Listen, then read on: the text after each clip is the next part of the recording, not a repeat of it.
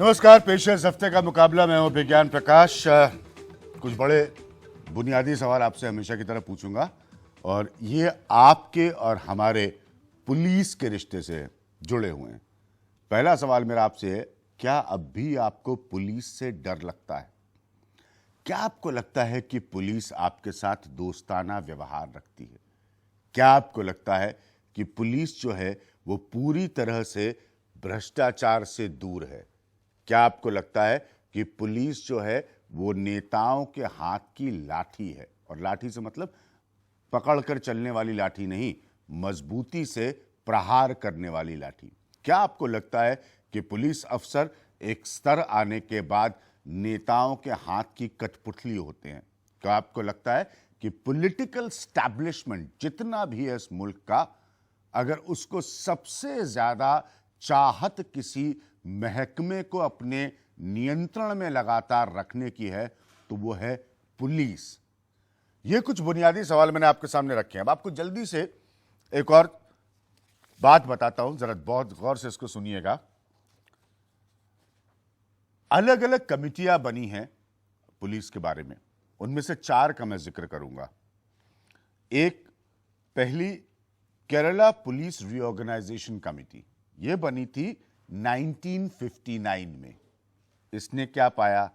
इसने पाया the greatest obstacle to efficient police administration flows from the domination of party politics under the state administration.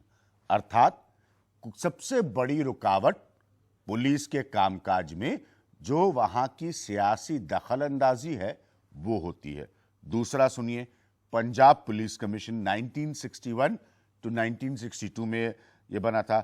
Member of political parties particularly of the ruling party whether in the legislature और outside interfere considerably in the working of police for unlawful ends. ये 1961-62 में पंजाब के बारे में कहा गया कि नेताओं के हिसाब से पुलिस गैर कानूनी मकसदों को हासिल करने के लिए काम करती है। जरा सुनिए। उसके बाद the Delhi police commission 1968 observed that political interference was a rich source of corruption। 1968 में दिल्ली पुलिस कमीशन कहता है कि भ्रष्टाचार का एक तगड़ा जरिया है पुलिस। ये दिल्ली पुलिस का कमीशन कह रहा है। द तमिलनाडु पुलिस कमीशन 1971 1971 में stated that the problem of political interference had grown over the years in spite of most explicit public declarations made by the successive chief ministers। मुख्यमंत्रियों के कहने के बावजूद, यह तमिलनाडु का पुलिस कमीशन की कहानी 1971 की बता रहे हैं, बहुत ज्यादा सियासी दखलंदाजी, पॉलिटिकल इंटरफेरेंस बढ़ी है। अब आप समझ रहे हैं मैं क्यों इस बात को उठा रहा हूं, क्योंकि 2006 में सुप्रीम कोर्ट का प्रकाश सिंह के केस में जजमेंट आया, डायरेक्टिव्स आए पुलिस रिफॉर्म को लेकर, और इनको बहुत ऐतिहासिक माना जाता है। मैंने तमाम सालों में पता नहीं कितने कार्यक्रम इस पर किए। फिर राज्यों के कमीशन बने, उनका अपना आकलन बताता है कि वो सुप्रीम कोर्ट की स्पिरिट को उस तरह से नहीं अडॉप्ट कर पाए जिस तरह से होना चाहिए। अब इतनी मेरी बकवास सुनने के बाद अभी सोच रहे होंगे कि अगला पॉइंट मैं क्या रखूंगा। अगला पॉइंट मैं ये रखने वाला हूं कि जब पुलिस नेताओं के हाथ की कठपुतली बनकर खेलती है तो मथुरा जैसी घटना होती है, जहां पर एक आदमी शहर के बीचों बीच हथियार इकट्ठा करता है और पुलिस देखती और सोती रह जाती है। सेंटर से लेकर स्टेट तक फिर बयानबाजी होती है और स्टेट की रिपोर्ट तक में बताया जाता है कि नीचे के अधिकारियों को ज्यादा जानकारी नहीं थी, क्योंकि पुलिस जो स्थानीय तौर पर लॉ एंड ऑर्डर जिसका रखने का काम है वो बेहद लचर और कमजोर नजर आती है। इसीलिए क्या सही मायने में रिफॉर्म हो पाए पुलिस? मेरे साथ एक बहुत अच्छा पैनल है, इन लोगों को ध्यान से सुनिएगा और मैं उम्मीद करूंगा कि नौजवान कुछ अच्छे प्रश्न पूछें। आलोक मेहता मेरे साथ मौजूद हैं। आलोक मेहता आप सब जानते हैं देश के एक बहुत बड़े संपादक हैं और हर वो युग देखा है जहां पुलिस पे पोलराइजेशन तक का 1992 अयोध्या पोलराइजेशन तक का आरोप लगाए। ये बहुत सेंसिटिव मैटर है। बीके गुप्ता साहब को आपको मिलवाने की जरूरत नहीं है, दिल्ली के पुलिस कमिश्नर रहे हैं, बहुत कामयाब पुलिस कमिश्नरों में इनको गिना जाता है दिल्ली के। मेरे साथ नवाज कोतवाल हैं, बहुत वर्षों से ये काम कर रही हैं पुलिस के मसले पर, पुलिस में तब्दीली के मसले पर। मेरे साथ प्रभात झा जी मौजूद हैं। प्रभात झा साहब आप सब जानते हैं सीनियर लीडर हैं भारतीय जनता पार्टी के, उसके मेंबर ऑफ पार्लियामेंट हैं राज्यसभा से। लखनऊ से मेरे साथ दो खास मेहमान जुड़ रहे हैं। अमिताभ ठाकुर जो कि सीनियर आईपीएस ऑफिसर हैं। अमिताभ ठाकुर अपने तरीके से पॉलिटिकल एस्टैब्लिशमेंट से एक बड़ी लड़ाई लड़ रहे हैं। और मेरे साथ जूही सिंह मौजूद है जो कि लीडर हैं समाजवादी पार्टी की। दीपक गुप्ता, मैं आपसे शुरू करूंगा और हम लोग कोशिश करेंगे कि कम समय में अपनी बात रखें, क्योंकि मैं नहीं चाहता आप लोगों के वक्तव्यों को बाद में हटाना पड़े या उसको एडिट करने की नौबत आए। क्या होता है ये पुलिस और नेता का खेल, क्या होता है? देखिए, जहाँ तक राज्यों का संबंध है जी, तो बहुत ही घनिष्ठ सबके फेवरेट्स होते हैं। सबके फेवरेट्स होते हैं जी। और जो सुप्रीम कोर्ट का आदेश था कि सीनियर मोस्ट ऑफिसर डीजीपी लगाया जाएगा, वो 2 साल का उसका कार्यकाल होगा, बाकी अफसरों का कार्यकाल भी निश्चित रूप से होगा 2 साल, जिससे आप उनको समय से पूर्व उनका ट्रांसफर ना कर पाएं। लेकिन इसको किसी ने भी स्पिरिट में फॉलो नहीं किया स्टेट्स में। अगर आप देख लीजिए, कलकत्ता पुलिस कमिश्नर 8 महीने में उनका तबादला हो जाता है। मुंबई पुलिस कमिश्नर, उनका भी मिस्टर अरूप पटनायक, उनको भी समय से पूर्व वहां से हटा दिया जाता है। और लेटेस्ट मान लीजिए राकेश मारिया जी थे, तो उनको भी अगर 20 दिन रह गया तो उनका रिटायरमेंट से पहले हो गया। और स्टेट्स में तो बहुत ही बदतर हालत है। अगर एक एक स्टेट्स में आप देखें तो डिस्ट्रिक्ट एसएसपीज का कहीं 6 महीने का कार्यकाल है, कहीं 4 महीने का है। तो हर नेता, जैसा कि आपने अपने प्रारंभिक उसमें कहा कि हर नेता चाहता है या हर पॉलिटिकल पार्टी चाहती है कि पुलिस उसके अधीन रहे। जैसा कि दिल्ली में आप देख रहे हैं कि सीएम दिल्ली भी चाहते हैं दिल्ली पुलिस उनके अधीन रहे, क्योंकि एक ये पावरफुल टूल है, इसके उसमें उनके अधीन रहती है, तो उसको अपने हिसाब से उसको इस्तेमाल कर सकते हैं। आलोक मेहता, ये सिस्टम क्या कभी बदलेगा? क्या नेता कभी एक पुलिस वाले को अपने हिसाब से काम करने की आज़ादी देंगे?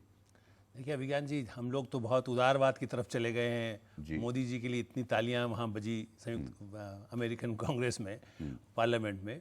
और लेकिन यह है कि हम उनमें से कुछ भी, आप न्यूयॉर्क शहर या वाशिंगटन में नहीं कह, वहाँ क्राइम नहीं होता है, लेकिन हम उनसे इतना नहीं करते कि हम किस तरह से पुलिस को इंडिपेंडेंट होने दें। आपने मथुरा की बात कही, आप देखिए भिंडरा वाले के समय में भी क्या होता, हथियार पूरे गुरुद्वारे में भी जाते रहे, उसमें भी इस्टेब्लिशमेंट का यदि नहीं वो होता तो वो नहीं हो सकता था। और मतलब विद ऑल रिगार्ड्स रिपोर्ट्स लिखी मैंने, तब उन्होंने लिखी है कि यहाँ तक कि तत्कालीन गृह मंत्री या बाद में राष्ट्रपति में उनने भी प्रश्रय उनको दिया हुआ था। बाकायदा वो कोर्ट तक में मामले गए, कफेपोसा में मामले गए, उसके बाद भी ऐसा हुआ।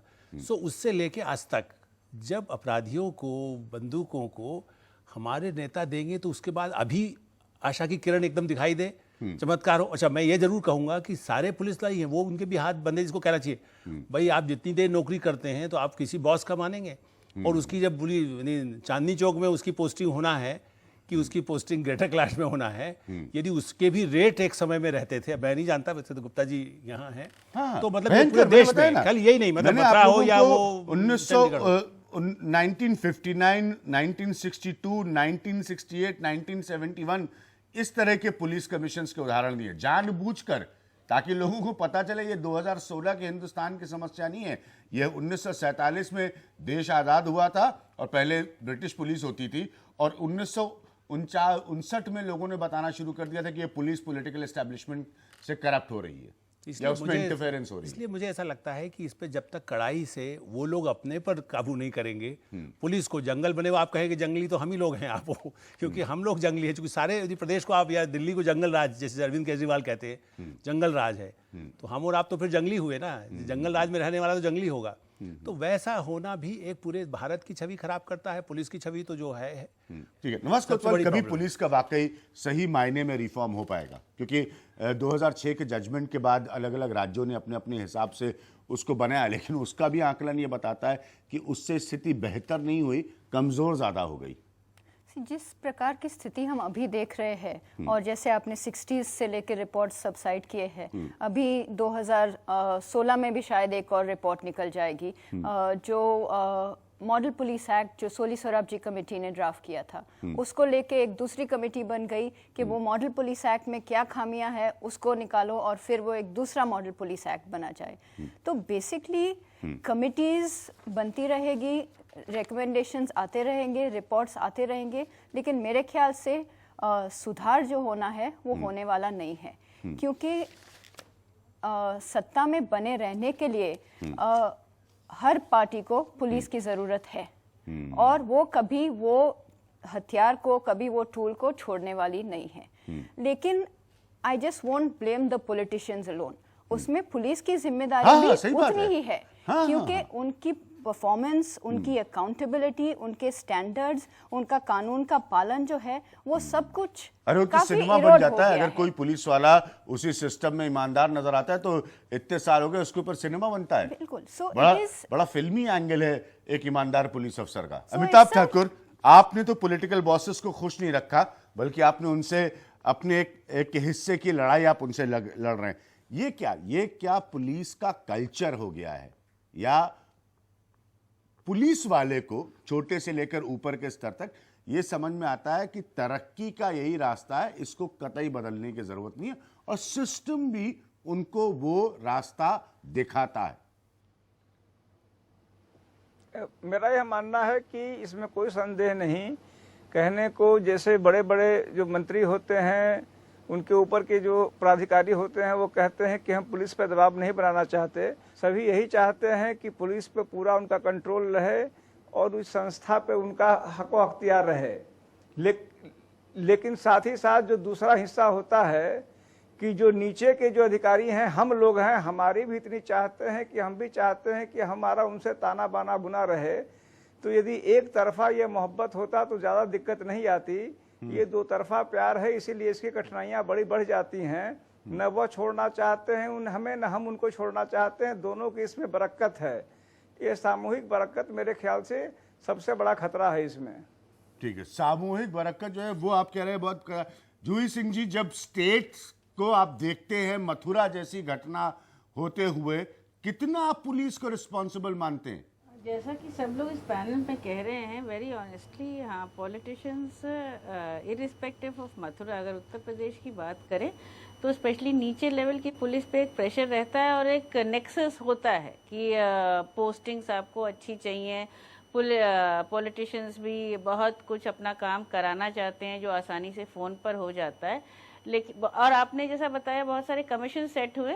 एक ज़रूर मुझे उम्मीद की किरण दिखाई देती है कि ऐसे बहुत सारे लॉज आए हैं जो प्रोविजंस हैं, जिसमें जैसे पॉक्सो हुआ, जिसमें एफआईआर लिखना ज़रूरी होता है। तो एक पारदर्शिता पुलिस में भी आ रही है और शायद हमको भी संयम रखने की ज़रूरत है और ये नेक्सस तोड़ने की ज़रूरत है।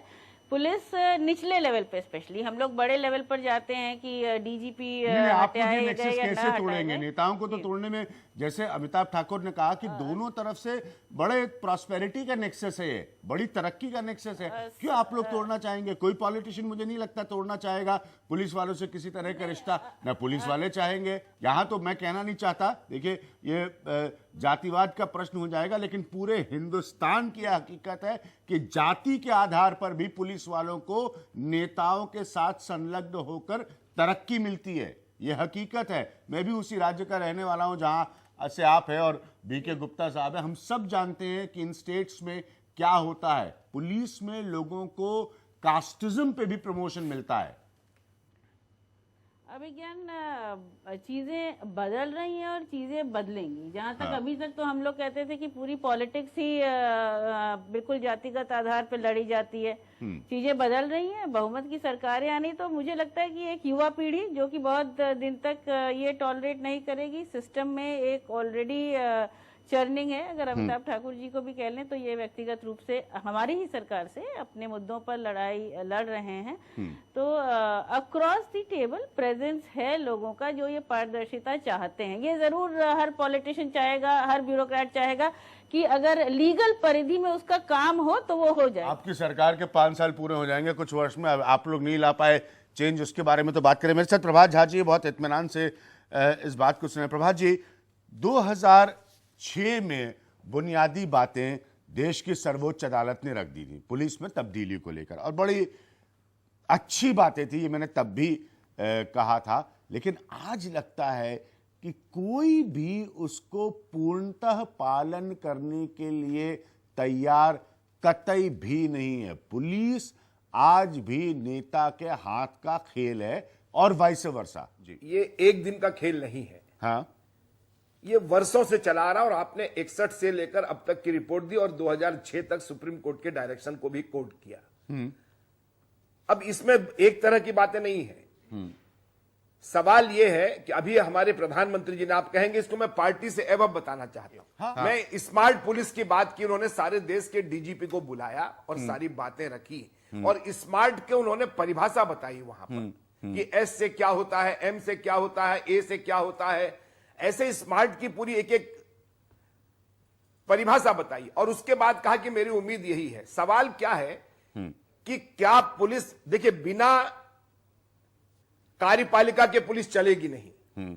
मैंडेट मुख्यमंत्री को, मुख्यमंत्री बनता है, एमएलए बनता है, चलेगा, लेकिन इसमें यह कहां लिखा हुआ है अभिज्ञान जी कि आप अपने सब बातों को, कानून को, एक्ट को, सबको छोड़कर, आईपीसी को छोड़कर आप खाली नेता की बात मानो? यह कहीं नहीं है। लेकिन जो अभी अमिताभ ठाकुर जी ने कहा है कि निश्चित तौर पर पोस्टिंग, प्रमोशन, और ये दो चीजें ऐसी हैं। अब इसमें एक और चीज है, पुलिस का तबादला हो जाता है ट्रांसपोर्ट में, पुलिस का तबादला ऑन डेपुटेशन हो जाता है आबकारी एक्साइज डिपार्टमेंट में, ऐसे विभाग भी बहुत सारे हैं, कस्टम में हो जाता है। अब ये आदमी अपने जीवन में कम समय में बहुत लाभ पाना चाहता है और इसलिए जब जिन नेताओं का वो उपयोग करता है, फिर वो नेताओं के शरण में रहता है, फिर उसके लिए डीजीपी प्राथमिकता नहीं होती, उसके इमीडिएट बॉस एसपी प्राथमिक नहीं होते हैं, उसके लिए वो नेता प्राथमिकता के तौर पर आ जाता है। जो मेरे ख्याल से ये सिस्टम वर्षों से चला आ रहा है, एक अब इसको तोड़ना चाहिए। दो चीजें, नेशनल सिक्योरिटी कमीशन याद है आप लोगों को?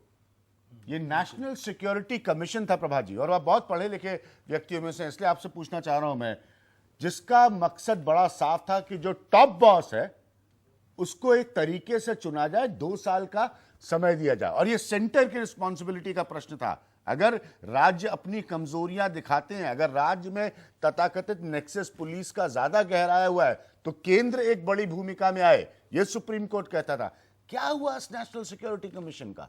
दूसरा, setting up of police establishment board, जिसका पूरा 100% मकसद है कि ट्रांसफर्स, पोस्टिंग, प्रमोशन, इन सब का एक ट्रांसपेरेंट तरीका बने, उन पर निर्णय लेने के लिए। Prabhat ji, security commission, police establishment board.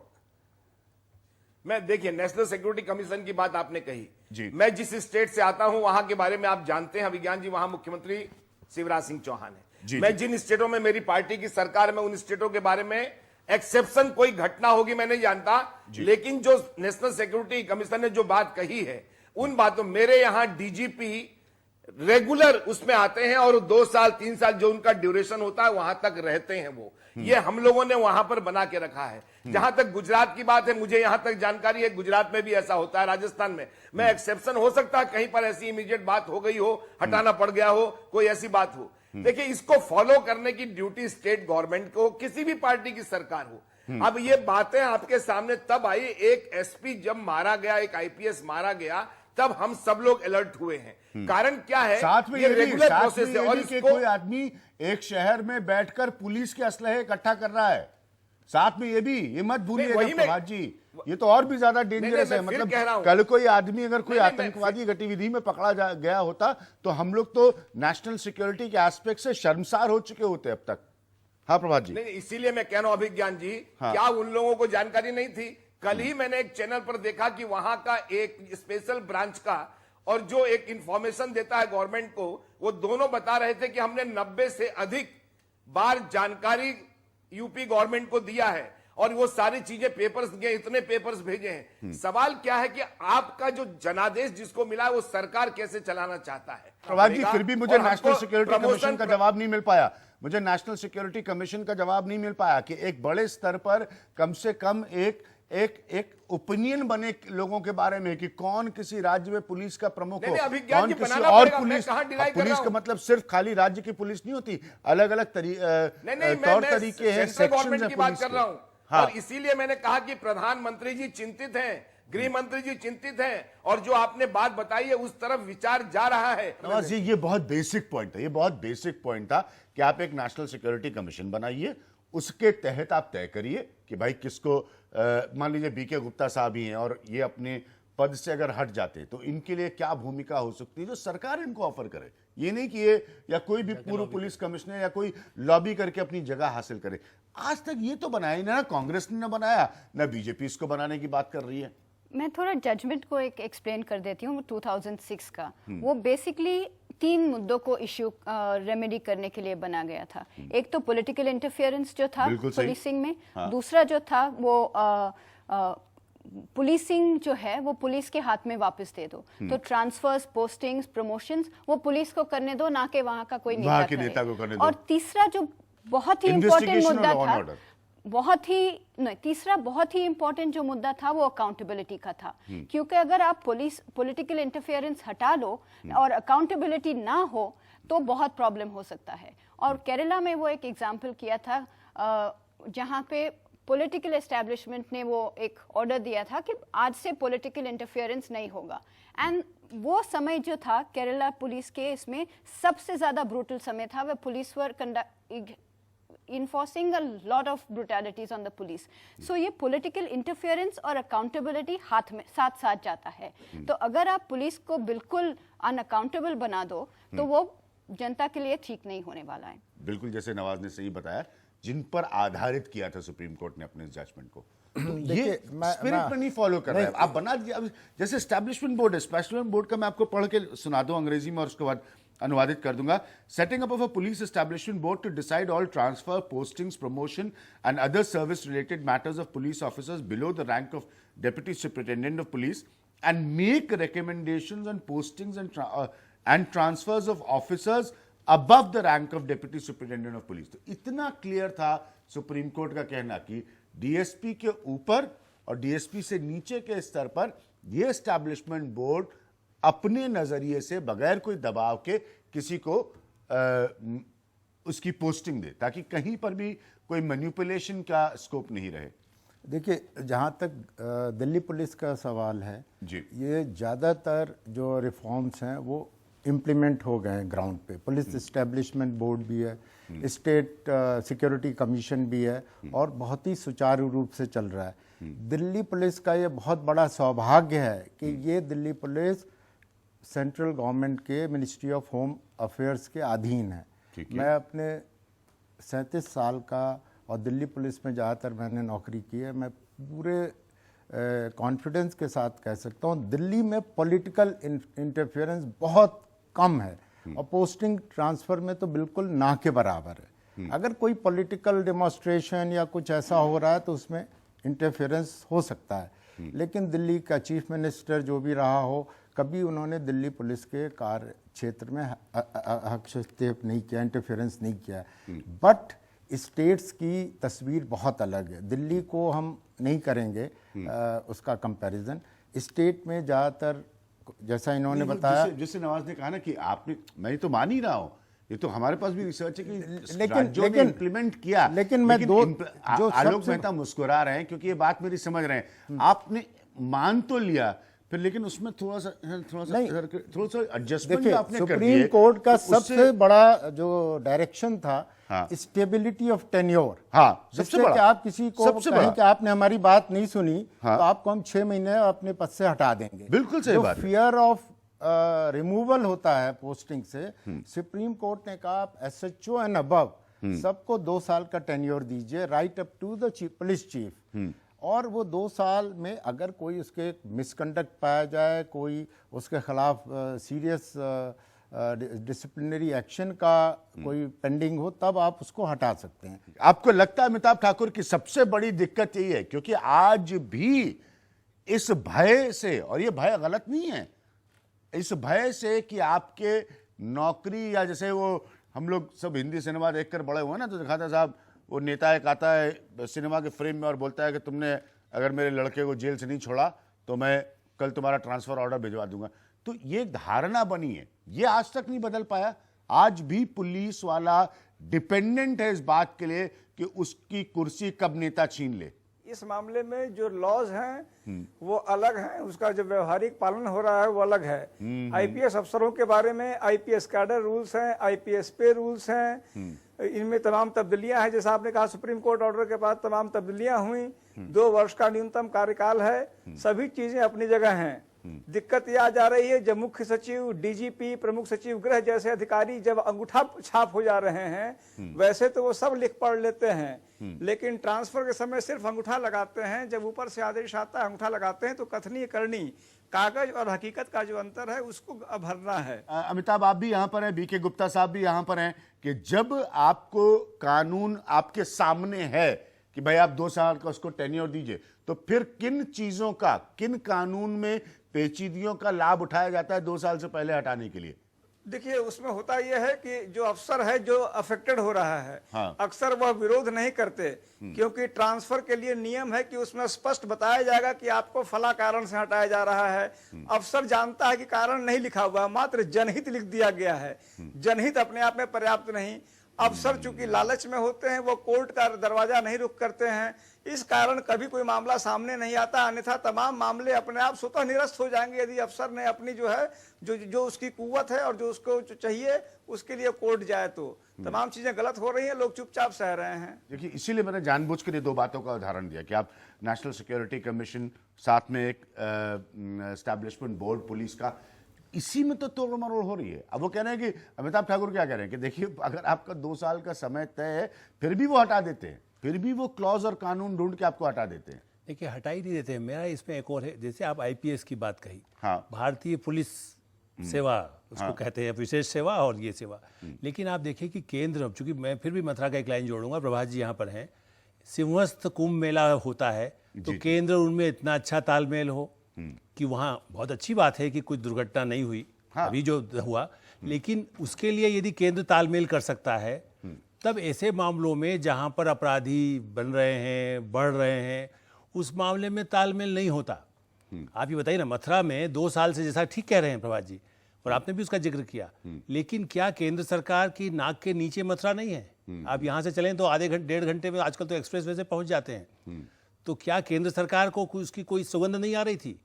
और जब मंच पर बैठ करके एक दूसरे के साथ ताली बजा के गले मिलते हैं, तो आप ये नहीं कह सकते कि भाई यहाँ पर क्या हो रहा है, जो भी सरकार में वहाँ पर हैं। तो न उनमें ध्यान दिया जाता है, न पर्सनल। आप देखिए ऐसे ऐसे प्रधानमंत्री भी रहे हैं जो पूछते हैं कि वहाँ हमारे इलाके में पोस्टिंग, मतलब देवेगौड़ा जी मुख्यमंत्री से बने थे, आप उनके कोई भी उस समय के लोग जानते हैं कि वो कहते थे कि अच्छा कहाँ, किसी रात को 12:30 बजे भी लोग तक था, अभी भी चीफ मिनिस्टर वही हैं। मैं नहीं जानता कि इस सरकार में ऐसा है कि नहीं, गुजरात में किसकी पोस्टिंग कहाँ हो रही है, बट कम से कम ऐसे लोगों के बारे में पहले से मालूम था। तो प्रॉब्लम यह है कि सेंटर के लोग उन समस्याओं में समाधान के बजाय उनका इंटरेस्ट होता है कि वहां पर सारे नेताओं का है, सारे नेताओं को पुलिस वाले की पोजीशंस पे अपने ही चाहिए, और ये बात कोई बदलने को तैयार नहीं है। और जो यहाँ से जाता है, जो पुलिस प्रशासन का जो व्यक्ति गया, जो सीनियर भी बना, क्या यहाँ से गृह मंत्रालय उसको उठा करके नहीं कह सकता कि आप ये गलत काम मत करिए? आलोक जी के पॉइंट तो मैं ले रहा हूँ, छोटा सा ब्रेक। देखिए हम जब रिफॉर्म की बात करते हैं, पहले एक और बात आप समझ लीजिए कि कार्यक्रम का कोई मकसद सिर्फ पुलिस और पुलिस की नाकामी और उसकी आलोचना नहीं करना है। रिफॉर्म का मतलब ये भी था कि पुलिस वालों के अपने जीवन की बेहतरी, जो पॉइंट बीके गुप्ता ने उठाया। इसका दूसरा खाली ये है कि साहब वर्दीधारी है तो बेईमान होगा, चोर होगा, नहीं। इस मुल्क में बेहतरीन पुलिस वालों के रिकॉर्ड्स भी हैं, तो इसको मत नजरअंदाज करिए। इसीलिए सुप्रीम कोर्ट ने कहा कि उसको अपनी जगह पर परिपक्व करिए, उसकी कुर्सी कमजोर मत करिए, ताकि वो आंख दिखाकर नेता से या एस्टैब्लिशमेंट से पूछ सके कि आप गलत कर रहे हैं, मैं आपके कहने को नहीं मानूंगा। तो रिफॉर्म्स का दोनों एस्पेक्ट से मतलब था। रिफॉर्म्स का खाली ये मतलब नहीं था कि पुलिस बहुत खराब है, पुलिस को काम नहीं आता, नहीं, पुलिस अपना काम कर सकती, उसको वो मजबूती देने की जरूरत है। हम वापस आएंगे एक छोटे से ब्रेक के बाद।